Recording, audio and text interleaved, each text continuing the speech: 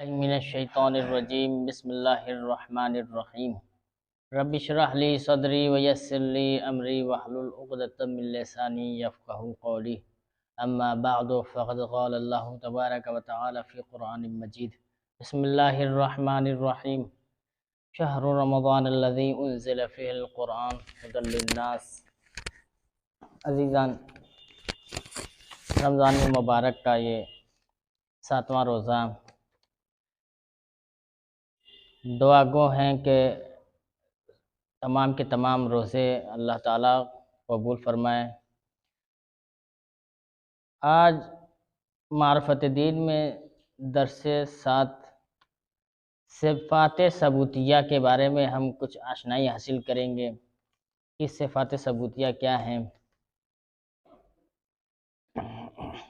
صفات ثبوتیہ کا دوسرا نام صفات جمال بھی ہے، یعنی خداوند عالم کے جتنے بھی صفات اور اچھائیاں جڑی ہوئی ہیں ان کو صفات ثبوتیہ کہتے ہیں۔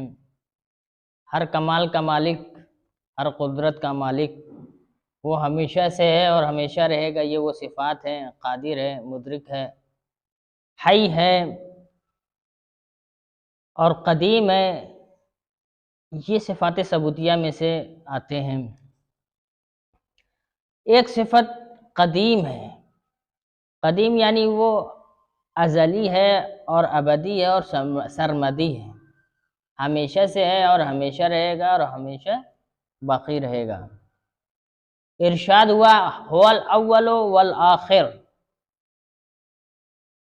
وہی پہلا بھی ہے اور وہی آخر بھی ہے، اس کے علاوہ کوئی نہ پہلا ہے نہ کوئی دوسرا ہے، اللہ تعالیٰ کے علاوہ کوئی ہے نہیں۔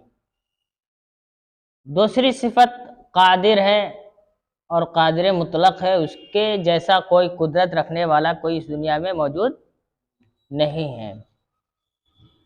بہت ساری دنیا میں بہت سارے بادشاہ جو خدائی کا وعدہ کیا، طاقت کا وعدہ کیا، اعلان لوگوں کو یہ بیان کیا کہ مجھ سے طاقتور کوئی نہیں ہے، میں ہی ہوں جو آپ کی حاجات کو پورا کر سکتا ہوں، لیکن سب کے سب مٹ گئے، خاک میں مل گئے۔ لیکن خداوند عالم کل بھی تھا قدرت والا، آج بھی قدرت والا ہے، کل بھی قدرت والا رہے گا۔ ان اللہ علی کل شیء قدیر، بے شک اللہ ہر شے پہ قادر ہے، قدرت رکھنے والا ہے، چاہے چھوٹی سی چھوٹی چیز ہو اس پہ بھی قدرت رکھنے والا ہے۔ حی، صفات ثبوتیہ میں سے ایک صفت اللہ کی ہے حی، یعنی وہ ہمیشہ سے زندہ ہے۔ کیا ہے؟ زندہ ہے، وہ ایسا زندہ ہے جو ہمارے جیسا زندہ نہیں ہے۔ اس کی زندگی ابتدا سے یعنی کہ اول سے اور آخر تک اس کی زندگی اور حیات جیسی رہے گی، وہ ہماری ویسی نہیں رہے گی۔ کیا ہے؟ وَتَوَكَّلْ عَلَى الْحَيِّ الَّذِي لَا يَمُوتُ، یعنی اس ذات پر بھروسہ کرو کہ وہ ایسا زندہ ہے جسے کبھی کیا ہے؟ موت ہی نہیں آئے گی۔ اس ذات پر بھروسہ کرو کہ وہ ایسا زندہ ہے کہ جس کو کبھی موت نہیں آئے گی۔ لا تأخذہ سنۃ ولا نوم، نہ ایسے اونگ، نہ اسے کیا اونگ آتی ہے اور نہ نیند آتی ہے۔ کیا ہمیں تو گھنٹوں میں اونگ آ جاتی ہے، نیند آ جاتی ہے، لیکن خداوند عالم کو کبھی اونگ نہیں آتی ہے نہ نیند آتی ہے،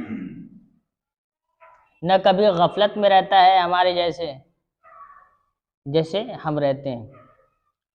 ایک صفت ہے کہ عالم، یعنی ہر چیز کو احاطہ کیے ہوئے ہے، ایسا عالم ہے جو اس دنیا میں وہ ایسا عالم نہ کبھی موجود تھا نہ کبھی آئے گا۔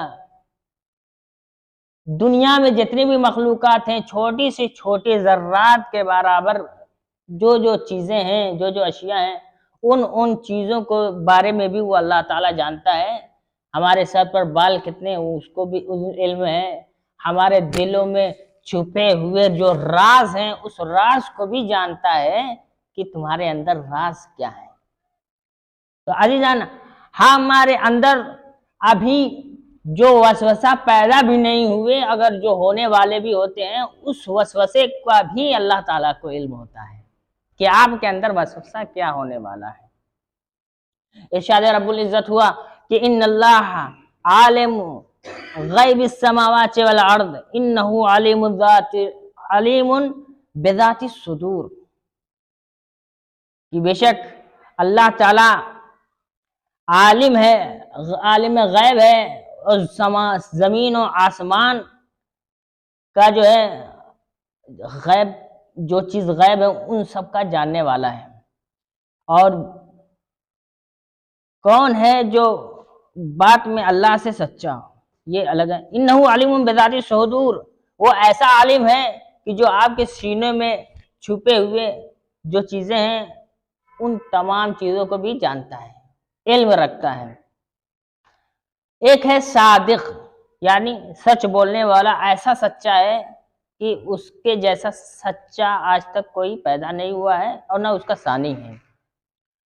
ومن اصدق، ارشاد ہوا ومن اصدق من اللہ حدیثا، اور کون ہے جو بات میں اللہ سے سچا ہو، کیا ہے کون ہے جو بات میں اللہ سے سچا ہو، گفتگو کرنے میں اللہ سے سچا ہو۔ جو بھی قرآن میں اللہ تعالیٰ نے کہا ہے عزیزان وہ حق ہے، سچ ہے۔ جو بھی جنت و جہنم کا جو وعدہ کیا ہے، مومنین کا جو اجر کا وعدہ کیا ہے، جیسے ہم روزہ رکھ رہے ہیں، اللہ تعالیٰ نے اس روزے کے اجر کا وعدہ کیا ہے کہ ہم دنیا میں بھی اور آخرت میں بھی اس کا اجر دیں گے، تو یہ خداوند عالم کا جو سچ ہے کہ وہ ہوگا۔ ایک متکلم ہے، دو چیز باقی بس ختم کر رہا ہوں۔ متکلم ہے ایسا بات کرنے والا، کلام کرنے والا، اس جیسا کلام کرنے والا کوئی نہیں ہے۔ وہ پیڑ سے بھی، درخت سے بھی کلام کر سکتا ہے، آگ سے بھی کلام کر سکتا ہے، کسی بھی چیز کے ذریعے سے وہ کلام کر سکتا ہے، وہ اختیار رکھتا ہے۔ ایک غنی ہے، یعنی وہ کسی کا محتاج نہیں ہے، ایسا مالدار ہے کہ جو اس سے بڑا کوئی غنی نہیں ہے، نہ مالدار ہے، اور دوسروں کو بھی مالدار بنانے کی حیثیت رکھتا ہے، قادر رکھتا ہے، قدرت رکھتا ہے۔ ارشاد رب العزت ہوا یا ایھا الناس انتم الفقراء الی اللہ واللہ هو الغنی الحمید، تم اللہ کے محتاج ہو، صرف اللہ غنی ہے اور قابل حمد ہے۔ صرف کیا ہے؟ اللہ ہی غنی ہے اور قابل حمد ہے، اور ہم کیا ہے؟ سب اللہ کے محتاج ہیں۔ اس لیے ہمیں چاہیے کہ پروردگار عالم کے شکر ادا بجا لانا چاہیے کہ جو ہم کو اللہ تعالیٰ نے حیات دی اور موقع فراہم دیا کہ ہم روزہ رکھ رہے ہیں، اور جو کچھ بھی آسائشیں ہیں، جو کچھ بھی نعمات ہیں، وہ اللہ تعالیٰ کا کرم ہے اور شرف ہے کہ ہم اس سے استفادہ حاصل کر رہے ہیں۔ پروردگار عالم سے دعا ہے کہ جو بھی مساکین و فقیر ہیں ان کے فقیروں کو دور فرما، اور جو بھی حاجات رکھتے ہیں ان کے حاجات کو قبول فرما، جو بھی قرض دار ہے ان کو قرضوں کو ادا فرما، جو بھی سفر و حضر میں مصیبت حال میں ہیں ان کی مصیبتوں کو دور فرما، جو بھی ہمارے امام کے ظہور میں تعجیل فرما، ان کے اعوان و انصار میں شمار فرما۔ فتقبل منا انک انت السمیع العلیم۔